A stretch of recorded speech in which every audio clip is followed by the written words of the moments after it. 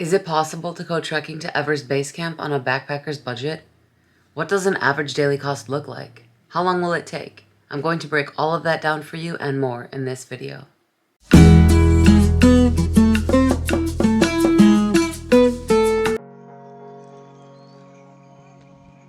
The purpose of this video is to provide information about the EBC trek, and especially to those who are working with a small budget. When I went in 2019, I struggled to find information that showed me it was possible to reach Everest Base Camp without a guide, porter, or plane to Lukla. After researching and then taking the trek, I'd like to share the information I've learned so that others who are looking for this option will have a better idea of what to expect and where to get what you need. But before I get into it, I would like to mention that before going on this trek, I had never been trekking before, so the time it took me to complete the trek is likely a bit longer than what it might take a more in-shape or experienced trekker. And secondly, as I carried my own pack and went alone, foregoing paying for a porter or guide so I could keep my costs low, you'll need to factor in that additional daily cost to your budget if you're considering paying for either. From now on, I'll be referring to Everest Base Camp as EBC, the abbreviation for it.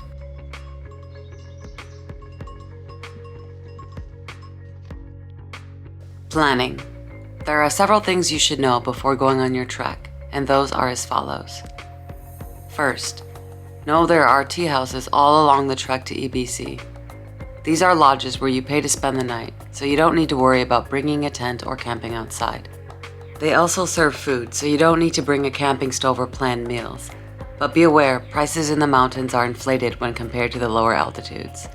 This is due mainly to transportation costs, but it also sees a lot of traffic from foreigners because of Mount Everest, and prices could be steeper due to that as well.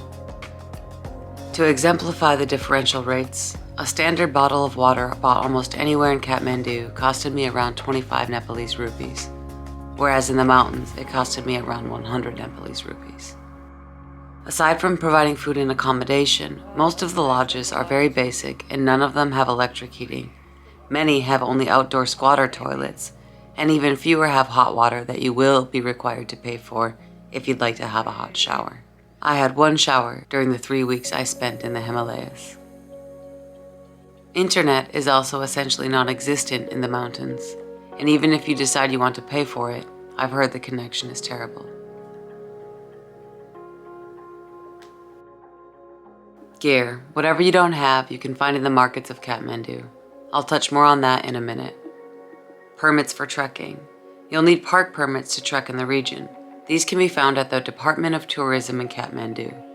Once there, let the officials know what trek you'll be taking, and they will sort out the necessary permits for you. I paid $30 for one permit there, and an additional $30 for another necessary permit I purchased at a checkpoint once I was in the mountains, near the village of Gisselle. Download offline maps for your trek. I use maps.me for offline maps.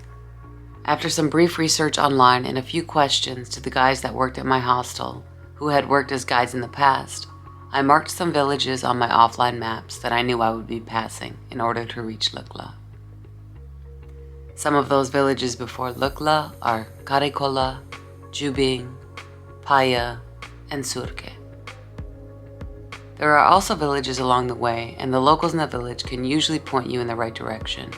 So if you are unsure you are on the right track, you can simply ask them, Lukla, and they will likely assist. Once you reach Lukla, there are signs everywhere for EBC, as well as people taking the same trek as you, and it's almost impossible to get lost. There are also cairns all along the trek.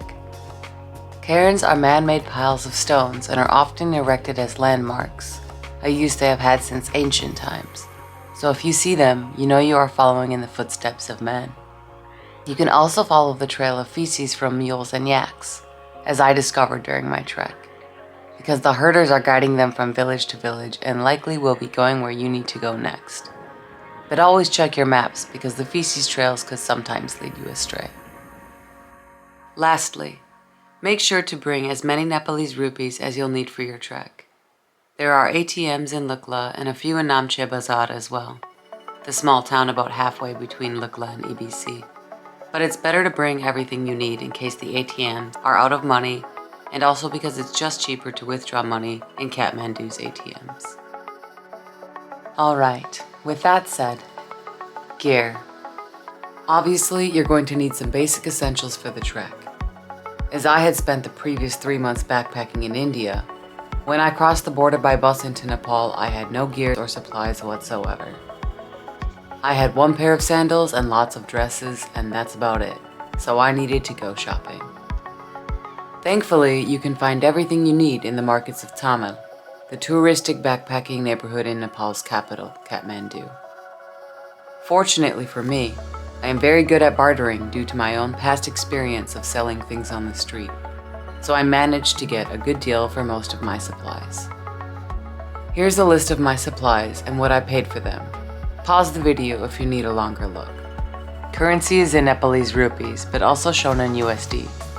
Exchange rates shown are the 2019 rate, when 100 rupees was worth almost exactly $1 US.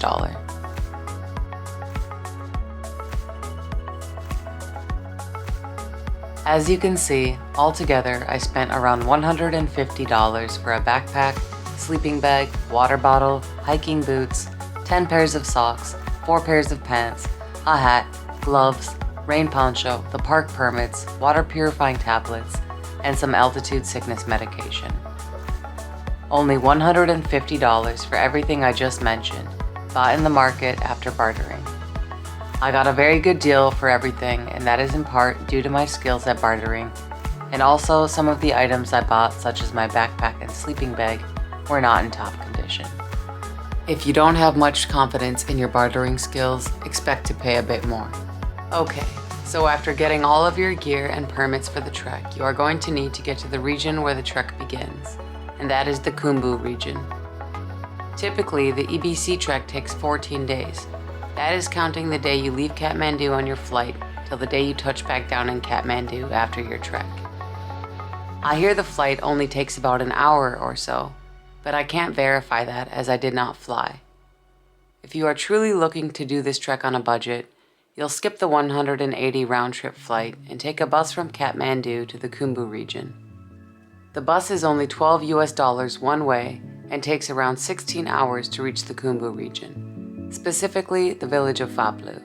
And from there you will have to trek a few extra days before you reach Lukla, where most everyone else has landed with the flight from Kathmandu and where the Everest Base Camp trek officially begins. The reason you'll have to trek a few extra days from Phaplu to reach Lukla is because there are no more roads capable of handling vehicles after or nearly after Phaplu. So you'll be going on foot from there unless you can find a jeep, which may be able to bring you ever so slightly closer. To find the bus in Kathmandu, ask the locals or someone that works at your hostel what bus hub you can purchase a ticket for Phaplu at. Once you go there, you can find and pay for the bus going to Phaplu. I went several days beforehand and bought my ticket in advance, just to be on the safe side. The morning of, I left my hostel at 3:30 a.m. to arrive early to the bus station, and after some difficulty locating my bus, boarded it with only 20 minutes to spare before departure. Arriving in Phaplu late in the evening in pitch darkness, there was no electricity in Phaplu when I arrived. I heard a generator, saw some faint lights, and discovered a guest house. I wandered in, asked for a room, ate dinner, and went to bed. The next morning, I discovered from the man who ran the guest house that there was a jeep that would bring me a few villages closer, near to Nunthala. The jeep cost me 500 rupees, or $5 US. From there, I began my trek. On average, I spent around $37 US each day, but if you were more frugal with your budget, you could easily spend less. I also bought drinks at the bar in Namche Bazaar, splurged on pastries at various small bakeries along the way, and bought dog treats for the strays I met along the way as well. I'll show you my daily spending habits with prices displayed at the end of the video, so you can see exactly what things cost in the mountains and what you could skip to further save money. Once you've finished your trek and would like to head back to Kathmandu, there are again several options to return to the city. You could fly out from Lukla if you felt like splurging, though many times these planes get pushed back a day or two due to weather and low visibility. You could also trek back to Faplu and catch a bus from there, or you could catch a jeep back to the capital as well.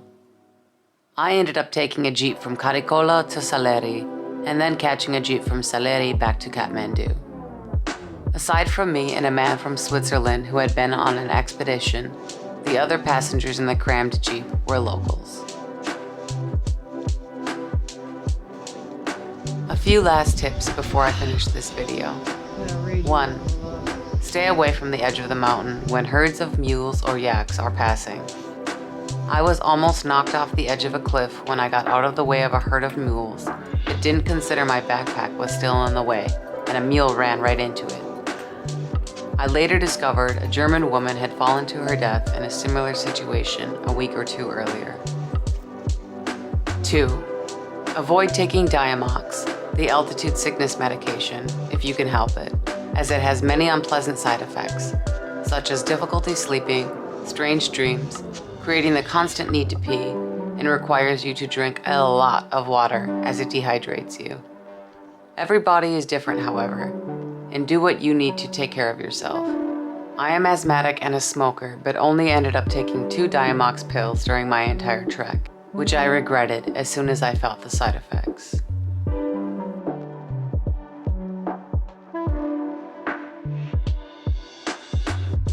3. When you arrive to Gorakshep, the last village before arriving to Everest Base Camp, don't stop to eat. Drop your pack off and head straight to camp.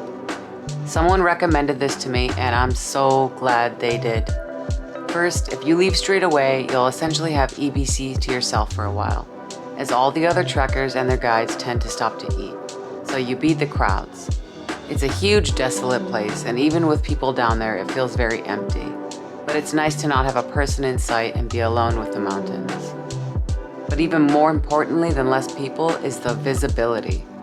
After speaking with several guides, I discovered it's pretty common for clouds to sweep through by late afternoon, and visibility becomes so low you can barely make out the mountains around you. When I arrived to Gorakshep, I dropped off my pack at a tea house, had a quick tea, and left for EBC while the skies were still blue. I was so fortunate to have the clear visibility and ability to see the magnificent mountains around me. By the time everyone else was making their way down the ridge to the camp, the clouds had swept in and it had begun to snow, completely blocking the mountains from view. It snowed for the remainder of the day.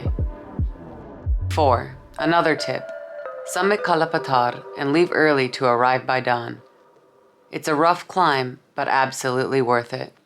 From there, you will have the best view of Mount Everest, or as they call it in Tibetan, Chomolungma, meaning Mother Goddess of the World. From base camp, you can't even see it as you're too close, and Nuptse blocks it from view. From Kalapatar, you'll have a perfect panorama of Mount Everest, Base Camp 1, the stunning Khumbu icefall, and the surrounding Himalayas, including Lhotse, Amadablam, and Pumori. 5. Lastly, if you plan on doing the passes, make sure to buy crampons, as you'll be crossing over several glaciers. So that's it. You're now ready to set out on your solo adventure to Everest Base Camp. I hope you found this video helpful, and if you have any additional questions, please don't hesitate to ask in the comments section below, and I'll be sure to respond. Be safe and have fun.